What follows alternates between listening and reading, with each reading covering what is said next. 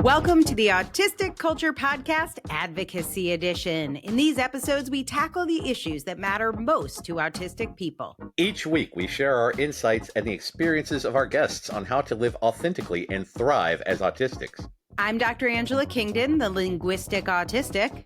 And I'm Matt Lowry, licensed psychological practitioner. Let's dive into strategies for living your best, most authentically autistic life. Oh my God, episode 122, Navigating Mast Cell Activation Syndrome. Oh, Matt, here we are again. We are here again, twice a week at this point, and we get to share all sorts of interesting topics and things that are related to being one of the autism people. And today we are talking about MCAS, Mast Cell Activation Syndrome. That is an acronym that is not known as well as it needs to be, because I know so many autistic people who have the MCAS, the POTS. That is, we'll talk about the POTS, the MCAS, EDS, the triad. Yeah. I was doing a TED Talk, and there was a woman on stage who was also giving a TED Talk, and she's like, when I was diagnosed with POTS, MCAS, and EDS, my life would never be the same. And I was sitting there thinking, like, do you also know you're autistic, or do I need to tell you that one? Is that... Get ready for another life changer, lady, because here it comes. She did. She literally got off the stage, and I was like, here's my book, Adult Autism Home Assessment. I think you will find it very instructive. And she's like, oh, my sister and my niece both just got diagnosed. I'm like, well, friend, it's hereditary. So, yes. Well, so yes, I would love to learn more about MCAS, because it seems to be one of those things that all of us, you don't have it, and then you have all of it, and it affects so many things. Yeah. And because it's like reaction to food, it's sensory flare-ups, it's chronic inflammation, and then like trauma makes it worse. And then doctors telling you you're making it all up and it's in your head makes it worse. And is it actually fibromyalgia? And oh my goodness, it is one of those medical mysteries that people spend years just, the title of this is Navigating Mast Cell. I feel like people navigate the diagnosis for years before they even get to navigate the condition. Yeah, because that's the thing. In my experience, doctors prefer the phrase, if you hear hoof prints, listen for horses, or think horses, not zebras. But there's autistic people are zebras. We get a lot of that. And there's so much that, again, we need this holistic perspective of all of these different practitioners who understand all this. Because if you go to a GP and say, hi, I've got this and this and this and this, and they say, are you making it up? And you say, I don't think so. And they say, well, come back if you don't make it up. Instead of saying, that sounds like and here's a chart of smiley and sad faces. Which one of these are you feeling right now? Yeah, exactly. Yeah. Oh my God. What do you mean you're allergic to air? That can't possibly be a thing. And yet, oh my God. Well, we are going to reveal some of the mysteries of MCAS today with a guest, because I thought we needed some special reinforcements for this episode. And we've got Jess Lewis here. So Jess is a functional medicine, systems thinking, trauma-informed care, neurodiversity advocate for people with MCAS. I like that. Yes, this is what we need, right? And yes. her story is amazing, because she was a CTO in like the tech world, like a systems thinker. Already. And then her health sort of brought her to her knees. She went through a round of COVID, which triggered, and I think mold exposure. So we'll probably talk about that beast as well. And then she had a severe MCAS response, and she went into full researcher mode. It suddenly became her special interest. She reversed her own system. She is a clinical herbalist. I don't know. And she's working on like a functional medicine PhD, I believe. But we'll hear more about that from Jess, who I want to bring in. And I will have Jess say a little bit more. So Jess, welcome. Meet my friend Matt. Hi, Angela. Hi, Matt. So nice to see both of you, and thanks for having me on. I was sure this was the first time we were meeting, but right before we started recording, you're like, we've already met. So tell us how we know each other. Tell me how we know each other. Yeah, it was funny. Well, two things. One, I could have been that person in your TED Talk that said, I've been diagnosed with POTS and MCAS and EDS. And, oh, wait, there's another, it's not a trifecta, it's a quadfecta. And that happens a lot. That's not where we met, but it was about 10 or 12 years ago now.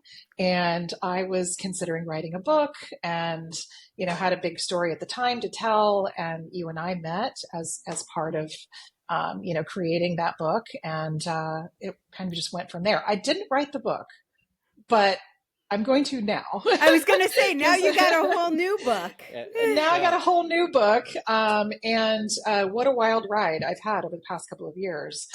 So thanks so much for having me on. But yeah, I was walk us through this journey. When did this part of your life start?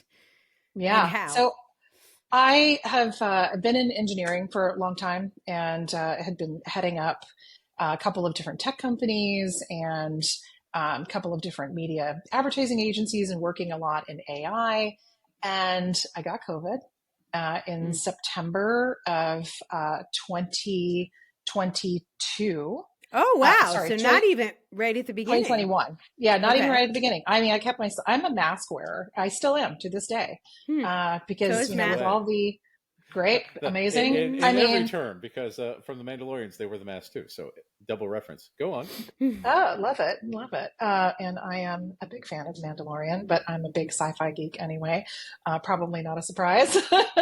But big mask wearer. So I was able to avoid it for a really long time. And went to go see my cousin who she had a directorial debut. Flew up to Boston, wanted to surprise her. First time I'd been on a plane, did all the necessary precautions, and came back with COVID. And it sucked. I mean, it was a pretty bad flu. But I got over it in about 10 days. And then 10 days, literally 10 days after that, I was walking up my driveway and fell over. Yeah. And welcome in long COVID. And then I find out that the new house I moved into, when I had to sequester myself during the 2 weeks to make sure that my wife didn't get it, and she did not, thank goodness, I was living in a bedroom full of mold. So I had the double whammy. It activated my mast cells. They went bonkers. And from then on, everything, and I mean everything, was a lion. My nervous system said, everything is a lion, whether it's a piece of cheese or air or sun or heat or exercise. And I was bedridden for about 8 months. And didn't realize I was still in the mold. That came later. It's wild, right? Because MCAS can be activated by so many different things. A lot of us have that predisposition, especially if we are neurodivergent, autistic, ADHD, very, very common. There's a couple of genetic mutations that, if you want to geek out on that, we can certainly go down that path that could give us that predisposition of getting it.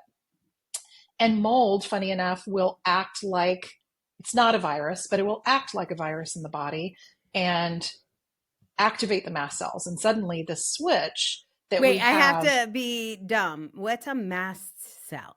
And by the way, I was saying this wrong the whole time. I thought it was MASS in Sam, like a mast, like instead of a small cell, a mast cell. But it's mast, like a sail mast. And I don't know what that means. What is a mast cell? A mast cell. Why don't we do this? How about for those that are listening that don't even know what mast cell activation syndrome is, MCAS? It's a condition where the immune system's mast cells, MAST, become dysregulated. And those mast cells are part of our immune system. They release chemical mediators like histamine. And they will do. Does everyone have a mast cell or two? Everyone has a mast cell. Everyone has lots of mast cells. And in fact, 70% of your mast cells live in your second brain. They live in your gut. In your gut. Interesting. Right? So mast cells are normally walking around, doing their thing, floating around, doing their thing. If you smell pollen or something, they're going to trigger some sort of reaction that makes you sneeze or some histamine response. So in theory, this whole heightened sensitivity to allergens and pollen and outside world stuff, could it be tied to that? Absolutely. Because your mast cells on a normal day and in neurotypical folks, and I'll say both of these things, that's what they're supposed to do. You inhale pollen. I live in North Carolina. We are covered in it right now. And it's normal reaction to sneeze, right? It enters your system. You want to get rid of it. Your body acts normally. You get a bee sting. You get a little bit red. Some of us are more allergic to bee stings than others, but this is different than an allergy. It's really your immune system and your nervous system freaking out. And that switch in COVID, mold exposure, neurodivergent folks gets flipped on. And oftentimes we don't know what that is. We think we have all these symptoms. And what typically happens is it ends up being a mast cell symptom. But I started out in tech. When I got sick, there were days that I would try to read an email and I couldn't even understand the words on the page. Yeah. Forget my past where I still had executive dysfunction and all these other things before I ever got sick, but just not being able to read the words on a page was so debilitating. And it's funny, Angela, you said I made it my fixation, right? I really wanted to go down that path because I am a systems thinker, and I need my brain. My brain is my asset. Forget everything else, but that's my whole life. My brain's been my asset, and suddenly I didn't have it, and I started to see these intersections and the gap where the advocacy is just not there for mast cell activation syndrome in general, but forget about it when you have the very, very clear overlap with autistic folks. Yeah, because that's the thing. Autistic people, due to the hyperconnected brain, we tend to have big, overwhelming emotions. We have lots of overwhelming thoughts because we have the bottom of processing. We are overwhelmed by data a lot. We have anxiety and depression that's overwhelming because we're processing so many variables and so much data. But then our mast cells decide to chime in and our physical meat body gets overwhelmed by temperature or pollen or mold or food, or you're all of a sudden allergic to things that you weren't allergic to because your body just says it's this way now. What is up with all that intensity? Yeah, it's the connection. It's basically a connection between the nervous system regulation and MCAS. And like you said, especially for those with, I'm going to call them sensory processing differences. Yeah. Because mast cells are linked to the nervous system and especially the vagus nerve. And the vagus nerve, I know it's very buzzwordy right now. We hear about it all the time, and neuroregulation, and, everybody needs to help calm their nervous system. And that is true. But it goes deeper than that, right? We respond to stress, sensory overload, trauma cues, emotions, unlike anybody else, right? So differently. That's right. And so differently than the neurotypicals. And for someone with sensory processing differences, and I knew I already had those, daily life can feel like an ongoing assault, right? Everything is a lion, like I said.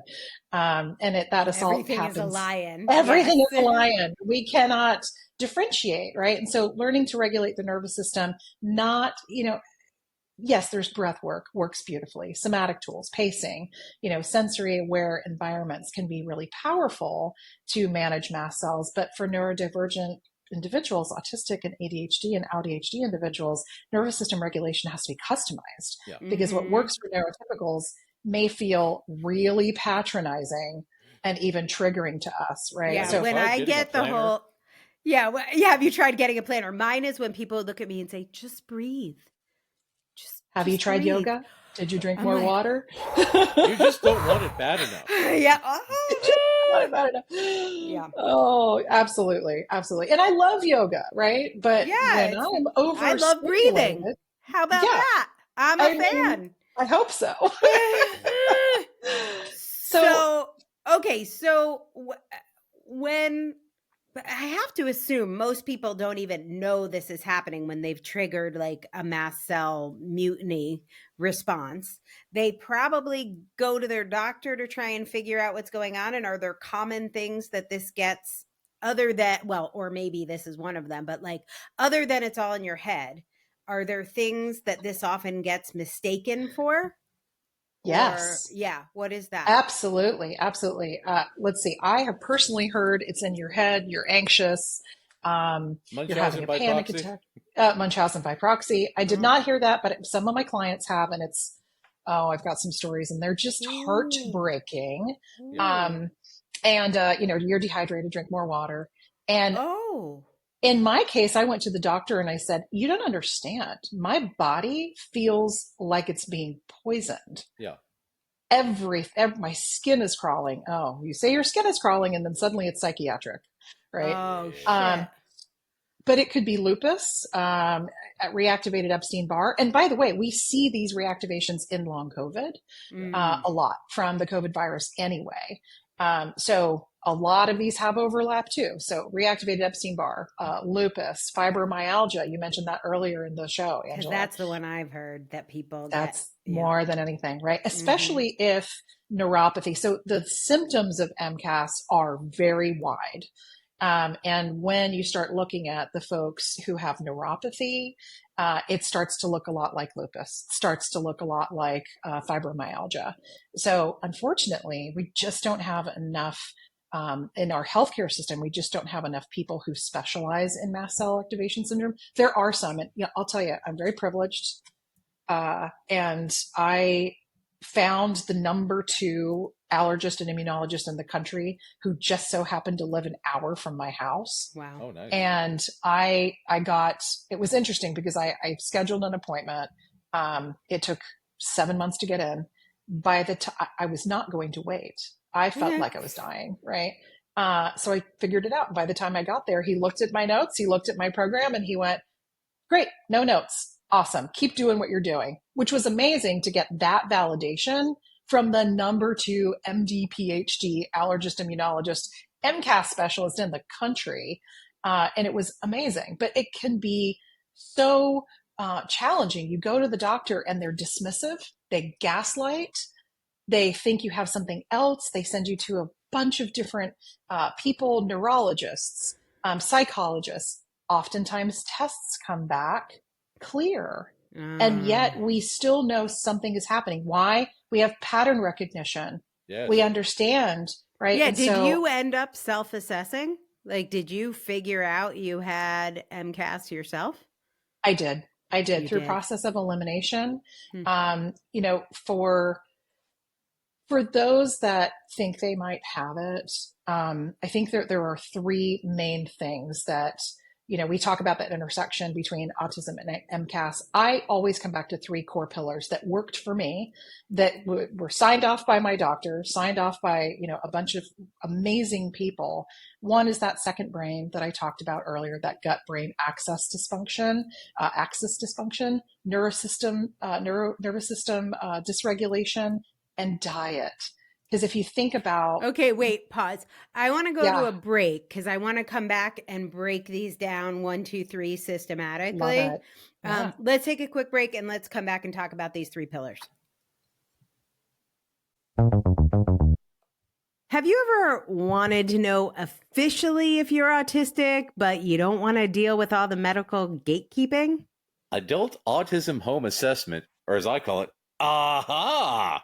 Gives you a clear autism-affirming, autistic-approved way to self-identify without the inconvenience of dealing with neurotypical, quote-unquote, professionals. You can find out all about our book and get a free copy when you become a monthly, annual, or Autistic Guardian subscriber of the Autistic Culture Podcast. To find out more, just go to autisticculturepodcast.com/subscribe. All right, we are back here at the Autistic Culture Podcast. We are with our guest, Jess Lewis, and we are talking about MCAS, mast cell activation syndrome.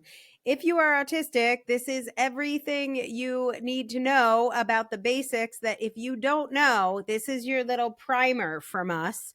I have to say I have not been educated on this as much as I wanted to be, and it can catch you out. So you can wake up one day feeling like Jess did. I'm going to have her recap a little bit of how she ended up identifying that she had MCAS.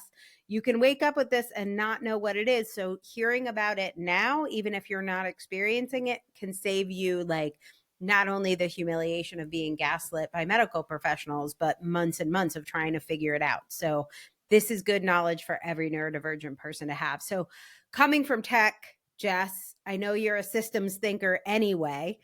How did you use systems thinking to figure out you had MCAS? And then I think you have like kind of 3 pillars that got approved by the doctor you found. And so let's walk through what those pillars are. But first, I want to understand, how did you figure out what it was? Yeah, well, again, my past life, even my current life, well, you said I'm an process engineer. of elimination, but what were some of those key? What were some of those key things? I'm a systems thinker. I'm also an atomic thinker. So for me, I needed to break it down into its most digestible part. And when I finally figured out the main trigger, that overstimulation of mast cells that create histamine. Histamine is also something that you're going to hear a lot about, especially with long COVID. I zeroed in on that one thing and I thought, okay, if my mast cells are reacting to histamine, where does histamine come from? Mm-hmm. And the first thing, of course, I realized was pollen, but I never had allergies. Right. Still don't really have allergies. But by the way, everything I know about histamine is Benadryl is an antihistamine. Yes. So I'm like, you take Benadryl when you get stung by a bee, so they must have a histamine, or you take Benadryl when you have allergies. So that must be the opposite of Benadryl. It is the opposite, right? It is everything. It's like taking a pill that has lots of histamine in it and you get tons and tons of symptoms. So what I did was I focused first on diet. And the minute I went on a low histamine diet, most of my symptoms went away in 36 hours. I kid you not. Amazing. So I have a link. Stop buying boxes of histamine. Yeah. What stop buying boxes of histamine were you eating? Well, I'm Italian, so salami, Parmesan cheese, tomatoes, spinach. But even like the most healthy things that you can think of, spinach, bananas. I mean, I was trying to feel better. And one day I would make a smoothie and I would put everything that had high histamine in it, but I didn't know because it was a healthy smoothie, green smoothie with peanut butter and, bananas and spirulina and all these other things. And I would just get sicker and sicker and sicker. And so I put those. Oh, help me.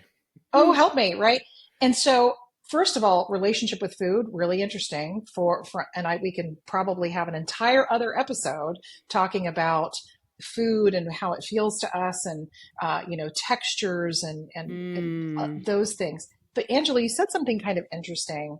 And I want to bring this up because the antihistamine, like Benadryl, Zyrtec, Claritins, all those are called H1 blockers, histamine 1 blockers.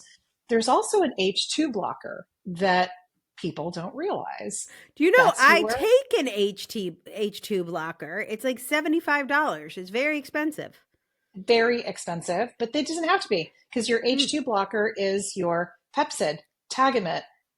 Because what happens in your gut? Yes. So your acid reducers are actually antihistamines because what's happening in your gut is a histamine reaction.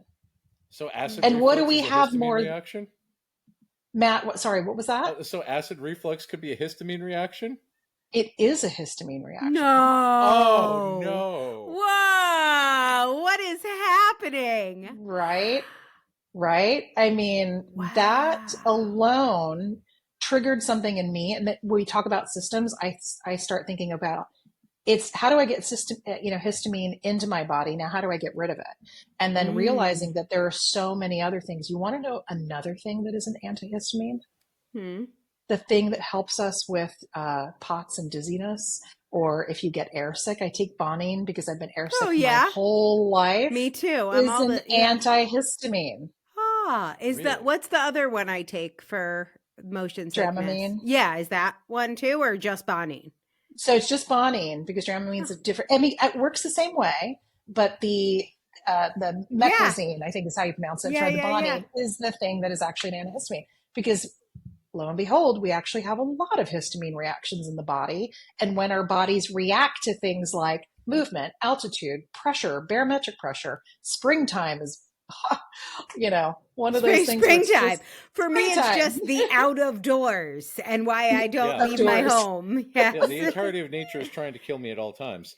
Correct. I am currently in a personal journey learning about how chronic dry eye is connected to all of this. Because that was new for me, and I'm finding that eye drops actually very helpful because I can see clearly when that it's more moisturized. Could that also be one of these reactions that we hear about? Absolutely, and it is on the symptom list. No, it is. Yep. Either tears too much or too little, and that's what makes it really hard to advocate for yourself when you're going to the doctor. Is to say, listen, I have these list of symptoms, and look, doctors are amazing. I love them. They will treat me if I break my arm. They are very, very knowledgeable. However, if you don't go to a specialist, what ends up happening is you go to somebody who, everything is a nail if all you have is a hammer. Everything is dehydration or anxiety or psychiatric or, whatever. That's where gaslighting happens. It just means that they just don't get it, right? They don't understand. And even amplified by the fact that they don't often understand neurodivergency and how all of these things intersect. But we have to use, for the medical advocacy, we have got to use our superpowers, right? The superpowers of being very planned. When you go to the doctor, think of it like a work meeting, right? Have a plan, have an agenda, have the questions laid out, use your superpowers of deep research, bring studies not to be combative, but to just say, I want to collaborate on this. Here's what I'm seeing. Here's what I'm thinking. And if your doctor doesn't want to listen to you, go find another doctor.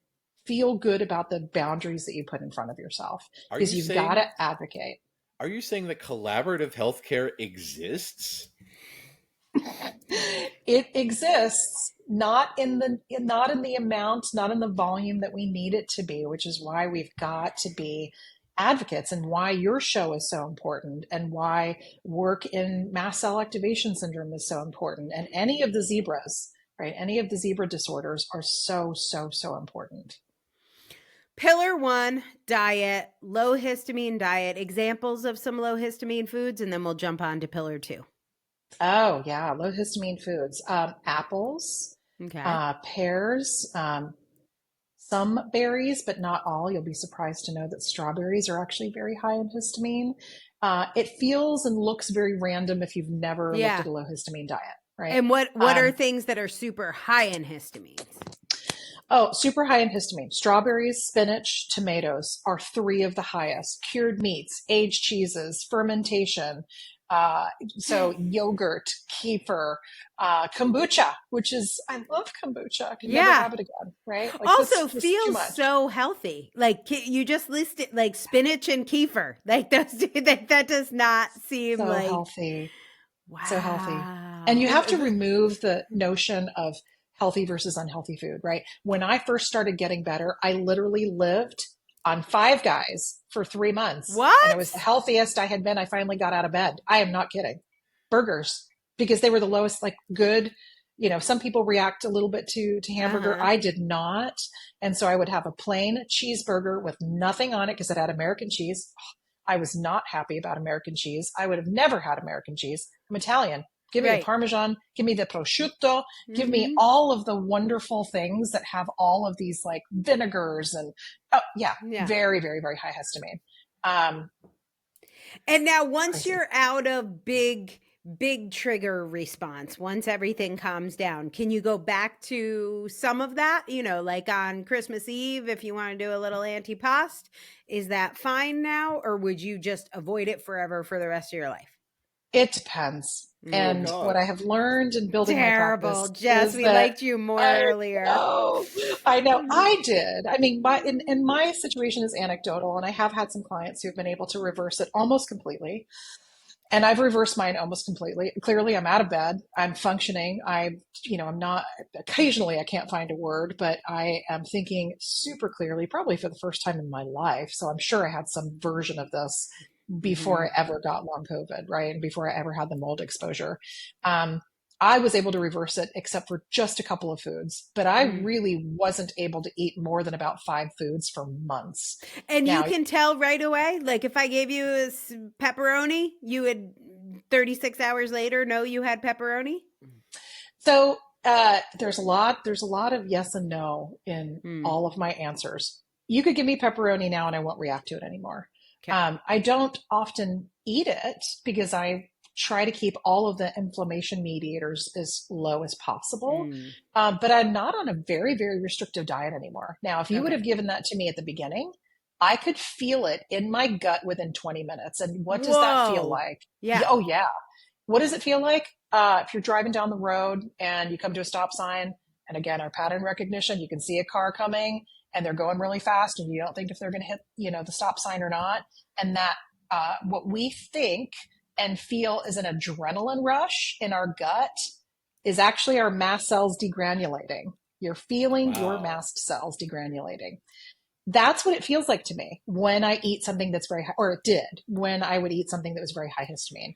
So over time, again, very systems driven, attack the histamine. Where did it come from? The biggest one is food. There's also another big one, which we'll talk about when we talk about the second pillar. And I would feel that right away. So I needed to remove that. And if mast cells, they think, and there's some supporting evidence, not a lot of studies, unfortunately, right now of how often your mast cells turn over. We think it's about 6 to 9 months. Yeah. So if your mast cells if we can turn that switch back off, then oftentimes you will feel a ton better. Can you get 100%? That really depends on your genetic predisposition, how neurodivergent you are. There are a lot of factors there, right?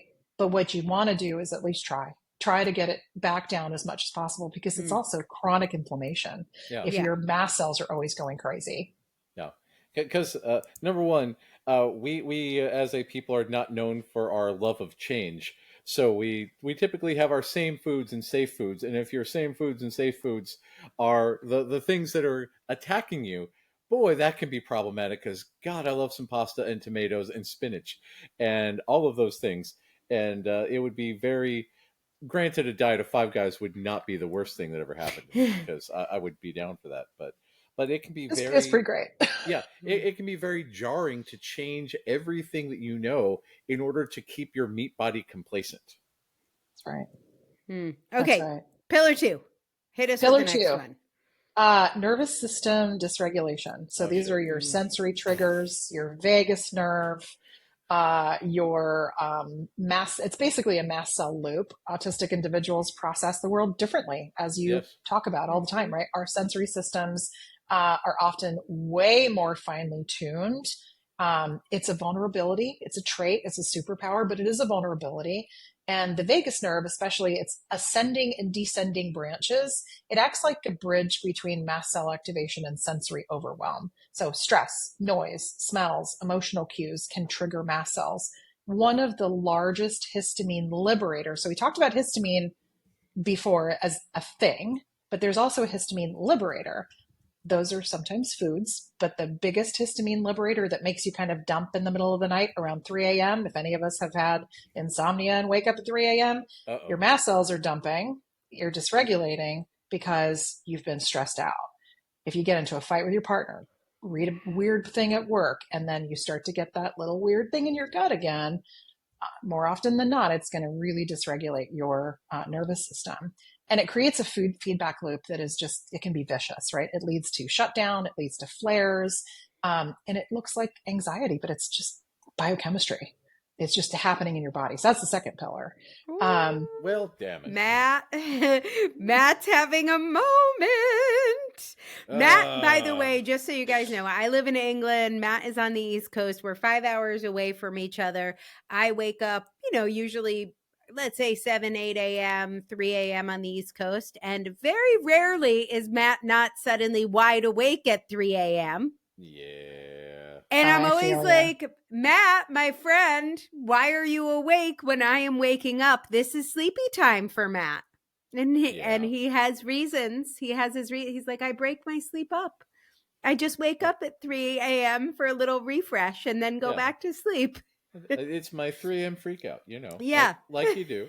And that's the thing, because, you wake up at 3 a.m. and you have like all sorts of interesting churning going on down there. And, your body says, you know what, instead of relatively solid, let's make everything liquid for a few months. Yeah. That's fun. As you do. And as you do. Yeah. Because, and again, last year I went through a lot of stress with all this moving, and it's been a hell of a year for the podcast, because I had to go to court and fight my son's ABA, had to move, went through a massive breakup. We did all sorts of stuff, and all the fun stress of Trail House. I mean, Trail House, that was like stressful. It was amazing, but we built Trail House and we wrote the book. Right. God, this. Oh, we you had an easy year. Yeah. I think that's one of the things about stress that I've learned the most about is like, I thought stress was exclusively bad. Yeah. But a lot of my stress is like, actually, like in theory, positive, like doing a TED Talk. That was amazing. It was super positive. It was also so stressful. I needed to build in like 2 weeks of rest. Yeah. But it's not so stressful. I mean, obviously moving is stressful in maybe not a fun way, but the fun thing is, you have a new, big, beautiful house, but alas, like to get there, the cost of that, for me, it was an international move. Like the cost of these things is very high, and society is not built for us to just be like, and therefore I will be taking a month off work. Yeah. I did a TED Talk. I will not be taking my stats exam this week. Sorry, I'm recovering from the joy of giving a TED Talk. So it's hard to figure out like what can I actually do without making myself sick? Yeah. That's right. And a lot of that is based on spoon theory. Right. You probably, right. Yeah. So how many spoons do you have? And whether it was a good stress or not, you used some of your spoons. So you didn't have enough spoons to take the stats test or show up for even dinner with your friends. Right. Mm-hmm. People with chronic illness and people who have friends that have chronic illness need to understand that sometimes we just have to bail. Right. And we'll be good about it, right? We'll tell you in advance, or tell you as in advance as we can. Sometimes it has to be the day of, but I'm so lucky that I have an enormously beautiful group of friends that understand. And I don't flare as much anymore now that I figured a lot of this out. But I always wondered why there were days where I couldn't move. And, I do have day that you actually stay in bed for like 18 hours at a time. And you're like, yeah, well, my body should be functioning, but it's not. This is fine. This is all fine. Right. That's right. And you're not lazy. No, right? No. You're not lazy. You're not, unproductive. You are being productive. You are bringing your nervous system back down to the state that it needs to be in and gathering up more spoons, right? Or I could like to call it the energy envelope. You have you just have a certain envelope of energy that you've got. And once you tax it, you tax it. Yeah. But if you think you have MCAS and you're on low histamine food, the third pillar is mast cell stabilization. So you can do that through taking mast cell stabilizers. You can also move more towards herbs and foods that have high levels of mast cell stabilization properties. Hold on. We moved into jar. Yeah. Hold on. Wait, we got to take a break right now before we get to that part, because that's very exciting. When we come back, we're going to find out what mast cell stabilization is. Yeah, seriously, I want a menu. Hey, clinicians. Are you looking for an affirming way to assess autism and ADHD that bridges the gap between self-identification and formal testing? NeuroPebble's diagnostic assessment training for master's level clinicians is here to help you confidently navigate assessments. This course prioritizes lived experience and understanding the nuances in the diversity of traits. You can even get 7 CEUs if you need them. Start today at bit.ly/neuropebble and take the first step towards transforming your practice. At NeuroPebble, every idea is a pebble that paves the path to a more neurodivergent, affirming world. Go to bit.ly/neuropebble to learn more. All right, we are back. It's Jess Lewis's time on the mic to tell us about mast cell, MCAS, and we are now talking about MCAS stabilizer. So we talked about the first 2 pillars, which is a low histamine diet. And by the way, I'm going to put, Jess has a food guide. I'm pretty sure it's totally free, right? The one that's in your email signature line. So totally free food guide. You can download it. I'm going to put that in the show notes.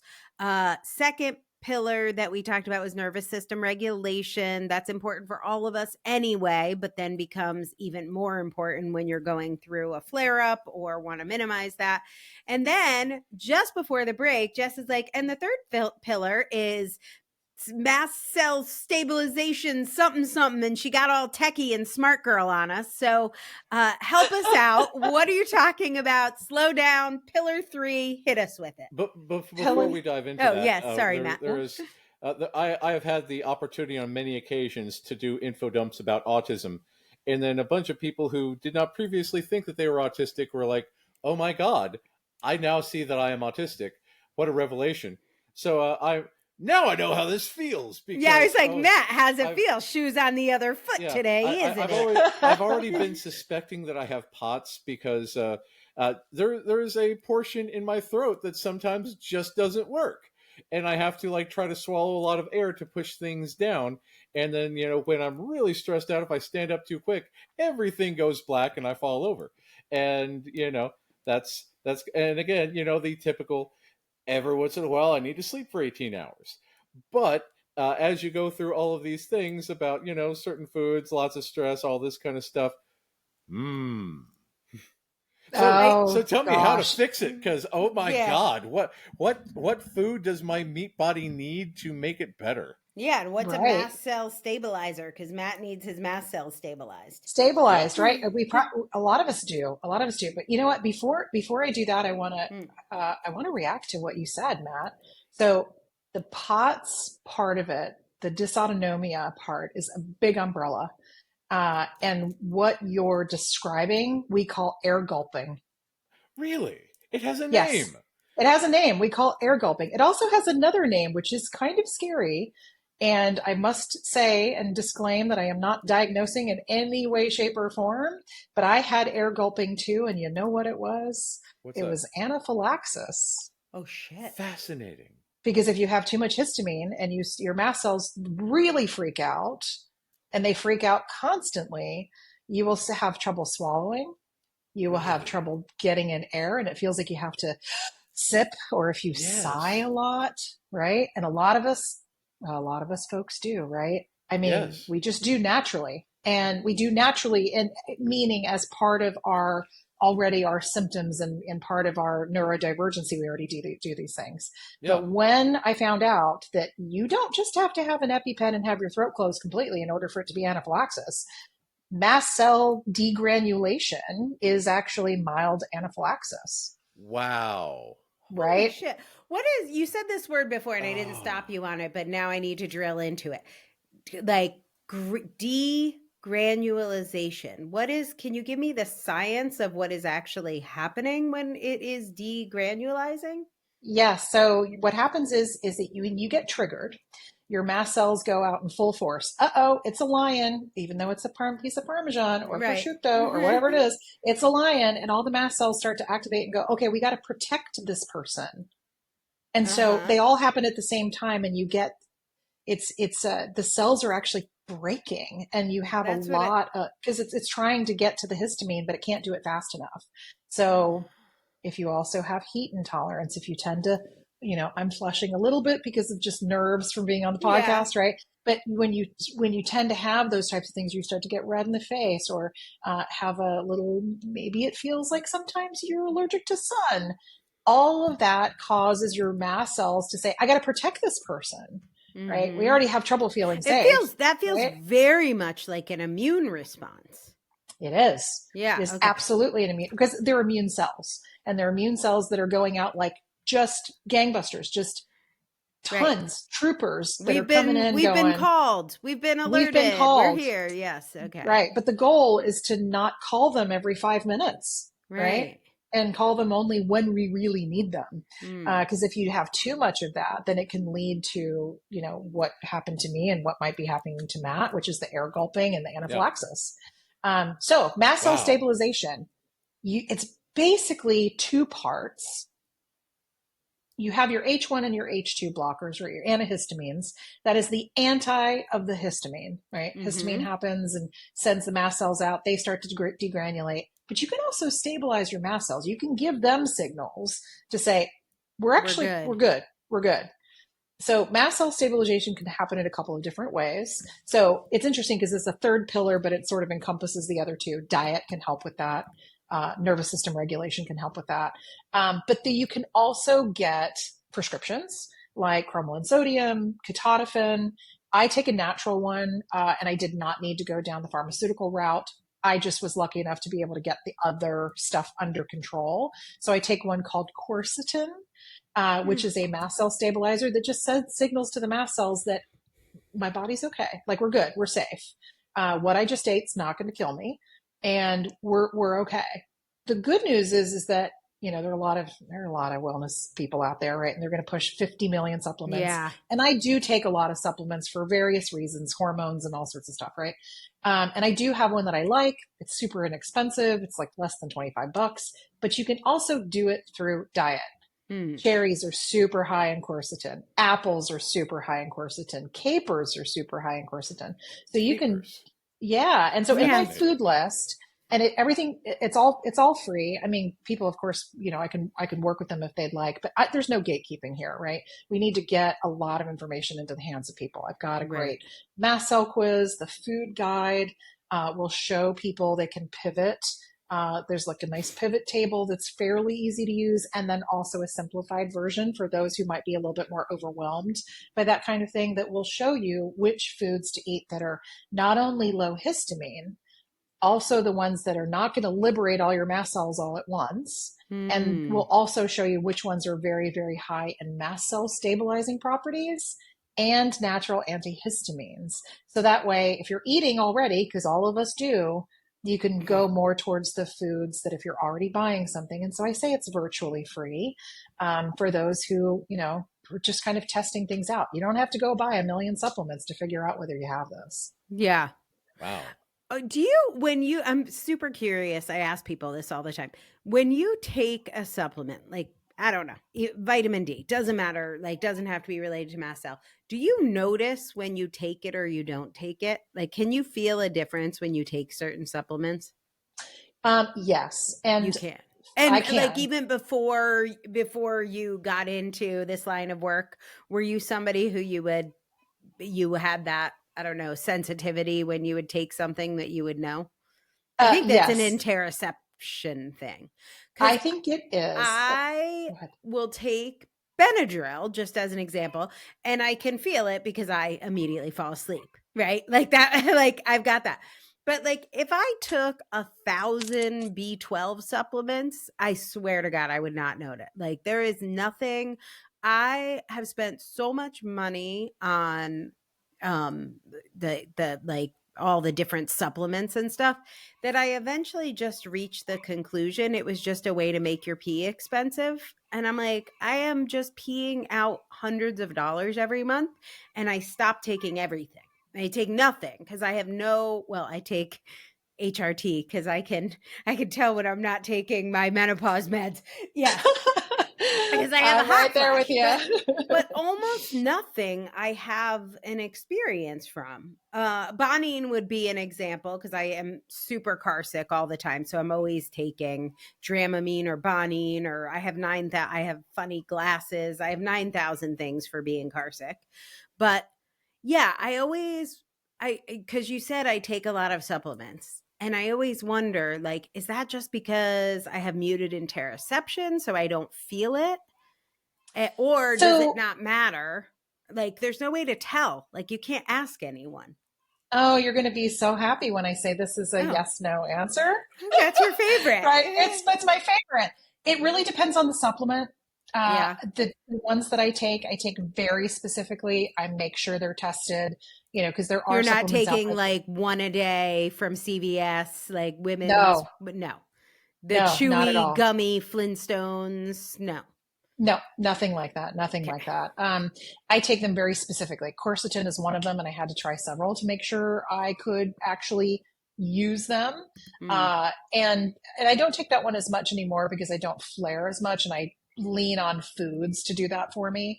But there are a couple of things that you've said that, again, probably an entirely different episode, but I have a story around the Dramamine Bonine thing, right? Yeah. So it could also be, it's not just the supplements. Make sure that you're getting good supplements if you are going to take them. There's a lot of really great research out there. Do it. We use your research superpower to look at the supplements. And if anybody wants, any advice, they can ping me about it. Don't go buy $1,000 worth of supplements and make your pee expensive. Definitely don't do that. But I also mentioned genes at the beginning of the show.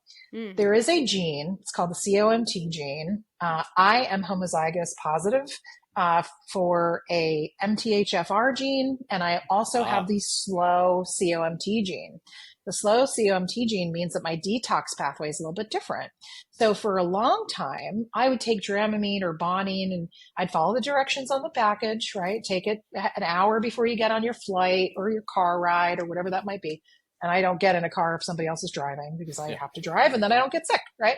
Because there's all sorts of Horizon stuff that have to do with MCAS, which is really funny. But because of my slow COMT, what I realized, I would get on a plane and I would still be a little bit sick, but then I would be absolutely screwed up 12 hours later, right? I'd get this really weird brain fog. And it was because my body the detox pathway means that I have to take the Dramamine or the Bonine 12 hours before my flight.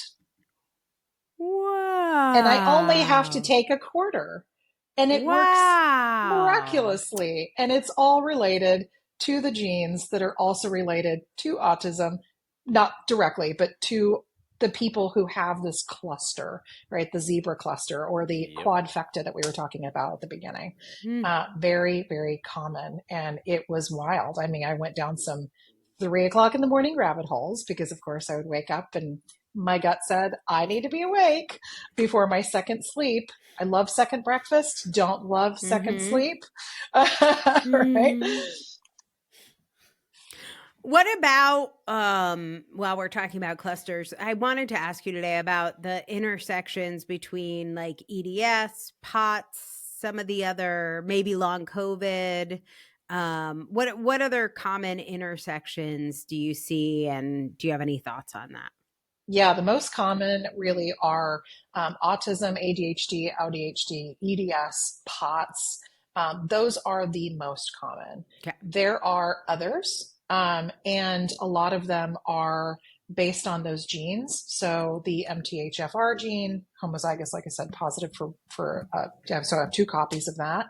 And then you will also see with long COVID, the intersection between long COVID. So it's not well researched. So I do have to say there are some great studies out there, but they are, it's new. It's a novel virus. So that intersection is just not well studied at the moment, but there's emerging information, emerging studies, emerging research. Hopefully it doesn't get killed by the US for us to not continue with that down that path, because the intersection is starting to become clearer and clearer, and lived experience, and more than just anecdotal 2 or 3 people. We're talking hundreds, tens of thousands of people who are saying, hey, I got long COVID and I think I may have this quadfecta or trifecta, and so I may have been more predisposed to it. Right. I want to talk to you about a bad thing in my life and how you navigated it, because I'm sure you went through this too. So I worked as an author coach with a lot of functional medicine doctors and a lot of holistic medicine, a lot of the stuff we're talking about today, polyvagal theory, gut health, brain connection, and they have all that stuff. And about half my client base during COVID became very focused on natural solutions and immunity support. And I wouldn't say they were COVID deniers exactly, but they were definitely anti-vax, and the right amount of zinc and, I don't know, quercetin or whatever, we're going to injected sunlight. Exactly. Sunlight injections, whatever. And this was part of the time in my life where I was like, I'm never taking a supplement again. I'm never talking to a functional medicine doctor again. These people are all quacks. These people who I have largely managed to unfriend in social media, but occasionally one of them, like, I just somehow missed. They have been ignited by the joys of making America healthy again. And they are so happy that finally we have a director of health and human services that is focused on the joys of supplements. And a man whose brain it inhabits. Worms for brains, as we like to call him around here. Yeah. So you seem to be living at this intersection quite comfortably. Like, you sound sane and knowledgeable, and you certainly don't seem like a vaccine denier or a COVID denier in some way, or that your thoughts can free you from COVID. But you're in this space where a lot of people who believe in some of the stuff you've been talking about are also very excited about RFK. So tell me how you're navigating this. It feels like I'm in a snake pit. I was about to say these same exact words. On social media, I feel like I'm in a snake pit. Yeah. And what's interesting is I will get attacked from all sides. Yeah. Or I will get praise from all sides.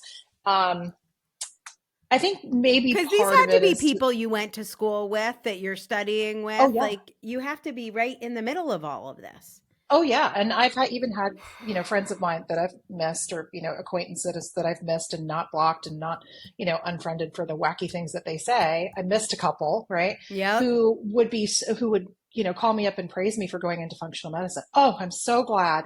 That vaccine really screwed me up, and this and that, and it's terrifying. It's terrifying. And I have to hold true to my heart to understand that this approach for MCAS and autism and ADHD and neurodivergence and all of the things that overlap each other means that a lot of things can be true at the same time. Yeah. And if we don't think that way, then we're going to stay super divided. I correct people when they say that the vaccines are going to make everybody infertile. But I also know that all vaccines, any vaccine, they will have side effects. For sure. But it's extremely rare. It's extremely rare. And if you're thinking about the community, they tend to be worth it. Like, the small percentage of people that are affected by measles from the vaccine is much less than the deaths that we're seeing now from people not having the vaccine. Yeah, that's right. And unfortunately, we've become a society that's very hyper, especially here in the States, very hyper individualized, right? So we don't really care about the collective. So I know I'm just one person, and I know I can't change the minds of every single person. But if I can just say, listen, you can be a functional person, a holistic thinking person, because you look at it from an entire system and still be evidence-based. And actually, you have to be evidence-based. And what's terrifying to me about worm brain, and I don't like to devolve into name calling, but come on. He's dismantling our health and human services piece by piece. There's no evidence to me, fast, overnight. And so if you're suffering from long COVID, or if you're suffering from clusters, or if you're suffering from zebra, all it looks to me, because there's no evidence that shows that he's actually collectively making us healthier. What he's doing is he's making us more divided, more suspicious, and that's going to cause an even deeper rift between us and medical doctors, right? And MDs and PhDs. And researchers. And getting rid of the very people who are the most curious in this world, who have nothing to gain other than to try to make people better. And if you really fundamentally think that you are better and healthier now that he's in office, I've got news for you. You're not, and you're going to see it. And he's going to dismantle every piece of our ability to advocate for ourselves. You think medical gaslighting exists now? Shit. Yeah. It's going to go bananas pretty quickly. And that's terrifying to me. So I love to live at the intersection of things. And if I can change one mind, if I can change several minds, I know I can't change the world. I mean, I'd love to, but I can't change the world. But if I could change things for just a few people, to have the light bulb go off, to say, I've got your back. I want to be the advocate for you. I want you to be the advocate for yourself. And we have to keep building this community of advocacy from autism and ADHD and EDS and all of the zebras and mast cell activation syndrome and long COVID, and understand that it's a real thing and it's affected so many people. When you see the chart of how many people have had to claim disability and you think that it's not COVID. Right. I mean, right. You just look at it. Yeah. I do think that is a really good place to leave it, but I feel like since Matt's the one who's had the revelation today, do you have a final question or thought before we wrap things up? This has been an incredible conversation, Jess. I knew it would be. Number one, that you've got the essence of the bottom-up processing and the bottom-up socializing. Number two, I'm very afraid that brainworm will remove access to data, so we can't do the research, so we can have the bottom-up processing, so we can share the knowledge with our community and learn more. Number three, I'm pretty sure he's in the pocket of big bloodletting, because I have no doubt that's going to come back. Right. But yeah, there's I now need to know more about how to deactivate everything, because I feel like I feel like I've been activated for some time for all sorts of stuff, and my body seems to be in a nonstop trauma state that I'm glad that there are ways to get out of. So I've known several people with MCAS, but as you explain it, I'm like, oh wait, hold on, wait, oh fuck. So, Jess I was going to say, Jess is at jesslewis.com. I'll put the link to that. Anything else about how and where people can find you, Jess? Because I'm sure Matt isn't the only one. And I know you've got some community support set up, some free support options. We talked about the food guide. What else? Where can people find you? I'll make sure I get it all in the show notes. Love it. I'm on Threads. I'm on Instagram, all at Jess Lewis. There's jesslewis.com.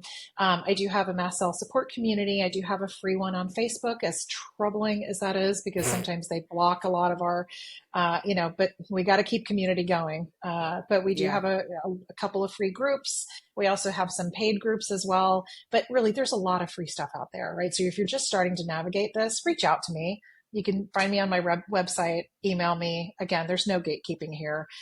So as much as I can get into the hands of folks.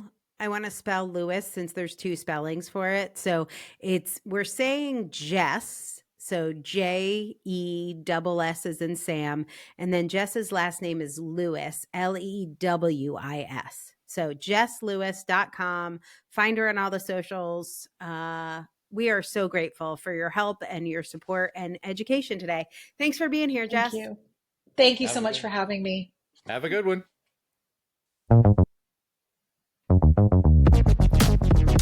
Thanks for listening to the Autistic Culture Podcast. You can hear our show through any podcast player, but the best way to engage with the show is by going to autisticculturepodcast.com. When you go there for the first time, you might be confused, but once you pop in an email address into that login screen, it will all make sense. Now, why would I give a stranger on the internet my email address? By giving us an email address, they will get free access to transcripts as well as videos for each show that are released on the same day as our podcast episodes. So our podcast is free everywhere if you go to autisticculturepodcast.com. They can trade us their email address for transcripts, videos, links to things we talk about on the show, and special invitations. All that for free? What do they get if they decide to give us some of their hard-earned money? Other than our deep appreciation, of course. We know not everyone can afford to become paid supporters, but for those who can, that's what helps us pay our amazing producer and content manager. And to say thanks for helping us defray the cost of doing the show, we do have some exclusive perks like live Q&A calls with us. They get access to our secret book club podcast, my virtual writing circle, where you can process some of your autistic trauma in writing, and a digital copy of our brand new book, Adult Autism Home Assessment, our definitive guide to accurate and affirming self-identification, as well as audiobook recordings. If you enjoyed today's episode, be sure to also tune in for our Autistic Culture episodes every Tuesday, where we celebrate autistic contributions to society, culture, and history. This is the way.